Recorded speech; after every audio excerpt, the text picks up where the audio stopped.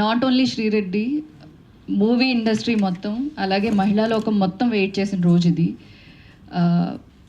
దీనికి special thanks చెప్పాలంటే వసుదక్క, మీరు ఈ పిల్ వేసినందుకు ఐమ్ ఫీలింగ్ సో హ్యాపీ. ఎందుకంటే వసుదక్క తర్వాత మళ్ళీ సంధ్య గారు నన్ను ఎమోషనల్గా, నేను బాగా దారుణంగా డిప్రెషన్లోకి వెళ్ళిపోయినప్పుడు ఇంటికి వచ్చి నన్ను వాళ్ళ ఇంటికి తీసుకెళ్ళి ఒక తన కన్న బేబీ లాగా చూసుకుని, నాట్ ఓన్లీ సంధ్య అక్క, సజీ అక్క అండ్ అపూర్వ అక్క, ఇలా ఒకళ్ళు కాదు, మొత్తం మహిళా సంఘాల నేతలందరూ కూడా వాళ్ళ హక్కును చేర్చుకుని, ఇప్పటిదాకా నేను ఎలా వెనక్కి కూర్చుంటే నేను కవర్ అయ్యానో, నా బాధల్ని అలా కవర్ చేసి, లేదు మేము ఉన్నాము అని చెప్పేసి అందరూ దగ్గరికి చేర్చుకున్నారు. అది ఎమోషనల్గా నాకు చాలా సపోర్ట్ అయింది.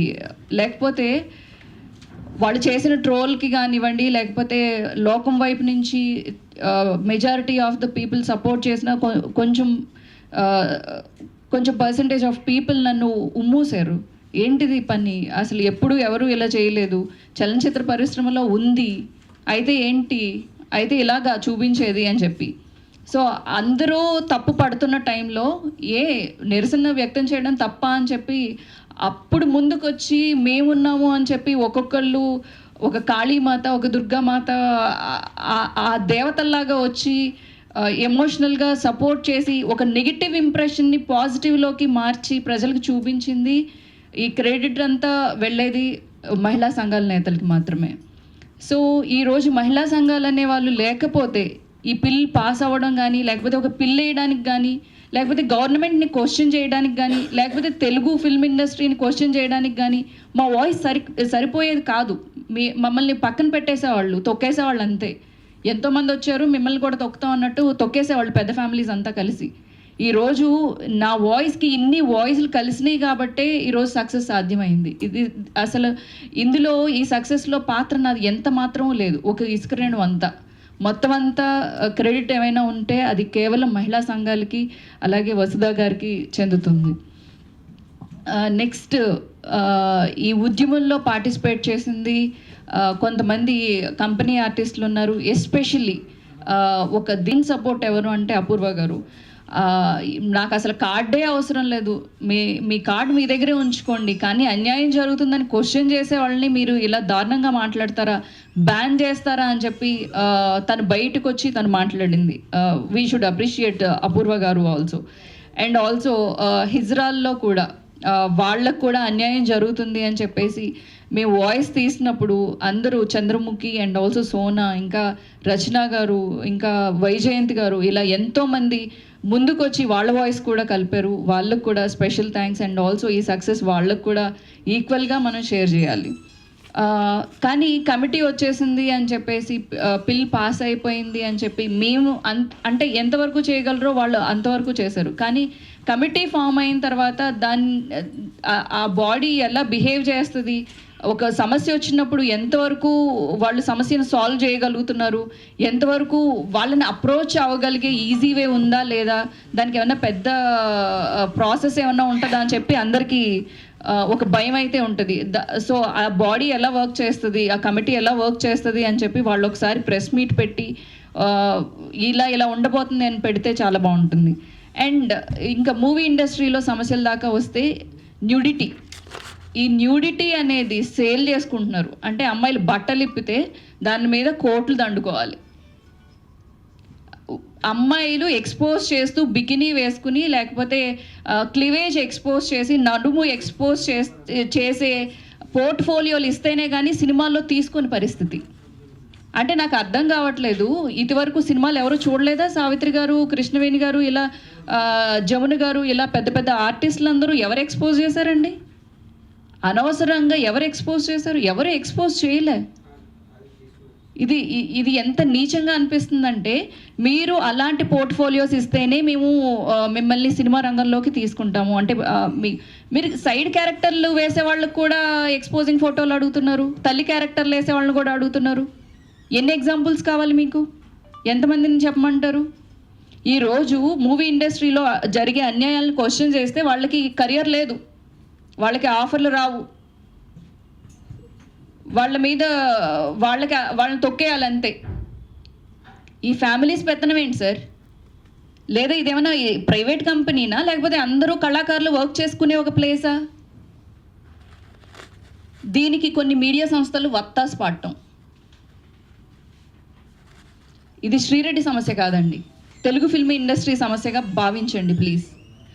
క్వశ్చన్ చేయండి, ఎందుకు అమ్మాయిలు ఎక్స్పోజ్ చేయాలి? ఎందుకు అమ్మాయిలు ఎక్స్పోజ్ చేయకపోతే సినిమాలు చూడరా?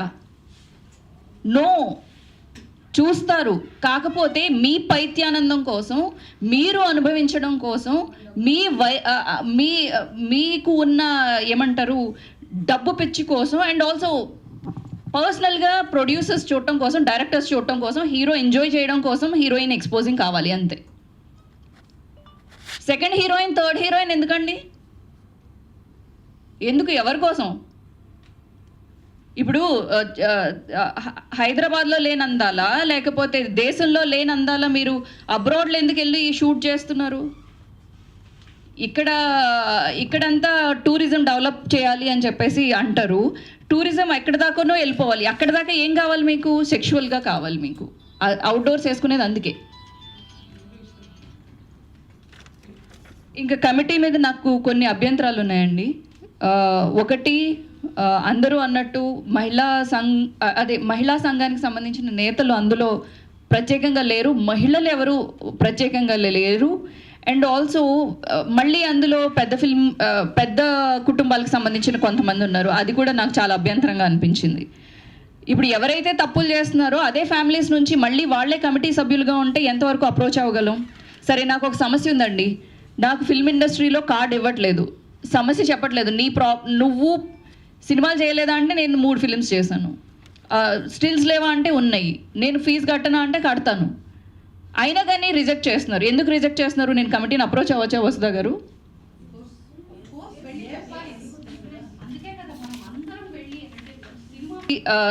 కమిటీ వర్క్ చేస్తుంది అన్నప్పుడు నాకు ఒక సమస్య ఉంది. మూవీ ఇండస్ట్రీలో గత 3 ఇయర్స్గా నేను కార్డు కోసం ట్రై చేసినప్పుడల్లా రిజెక్ట్ చేస్తున్నారు. అది ఎందుకు? ఒక రీజన్ అన్నా చెప్పండి, ఎందుకు రిజెక్ట్ చేస్తున్నారు? దేంట్లో నాకు అవైలబిలిటీ లేదు అంటే పెద్ద ఫిల్మ్ ఇండస్ట్రీ కుటుంబాలని క్వశ్చన్ చేస్తే తప్ప మీకు ఏమన్నా అంటే ఇప్పుడు క్వశ్చన్ చేసే హక్కు నాకు లేదా వసుధ గారు? సో అదొకటి. మా అసోసియేషన్ అండి, మా అసోసియేషన్లో గొడవల సంగతి నేను ఇంకా ప్రత్యేకంగా దీని గురించి డిస్కషన్ చేయాలని అనుకోవట్లేదు. సో మీకే ఐక్యత లేనప్పుడు బయట వాళ్ళు వచ్చి మేము మా సమస్యలు చెప్పుకుంటున్నప్పుడు మీరు ఎంతవరకు మాకు సమస్యలు సాల్వ్ చేయగలుగుతారు?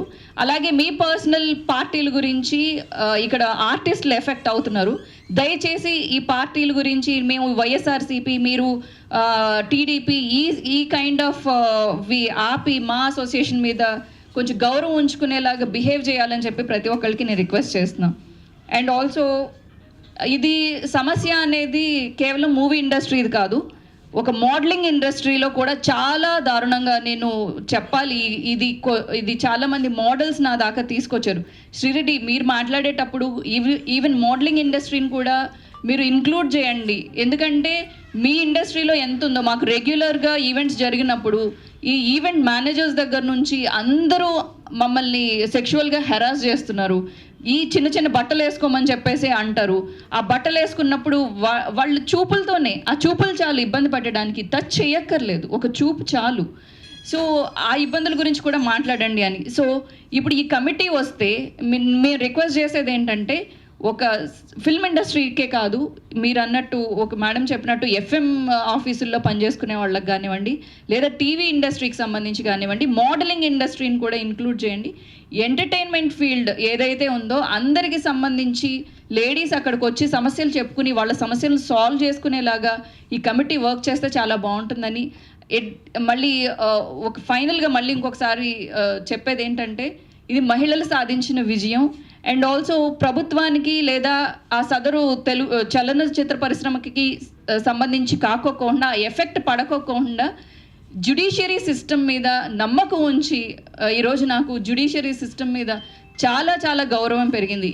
అంటే ఎవరి ఎఫెక్ట్ దాని మీద పడకోకుండా సామాన్యమైన లేడీస్కి ఈరోజు న్యాయం జరగటం అనేది ఈరోజు న్యాయస్థానాన్ని అలాగే మేడం వసుదా గారిని కూడా ఈ సందర్భంగా మీరందరూ మెచ్చుకోవాలి. అండ్ ఆల్సో చాలా thank you very much. And సంజక్క అండ్ వసుదక్క, దేవక్క అందరికీ నా స్పెషల్ థ్యాంక్స్. అండ్ మా తెలుగు ఫిల్మ్ ఇండస్ట్రీలో ఎవరైతే ఈ ఉద్యమాన్ని నడిపించారో సోనా అందరికీ చాలా చాలా కృతజ్ఞతలు. Thank you so much.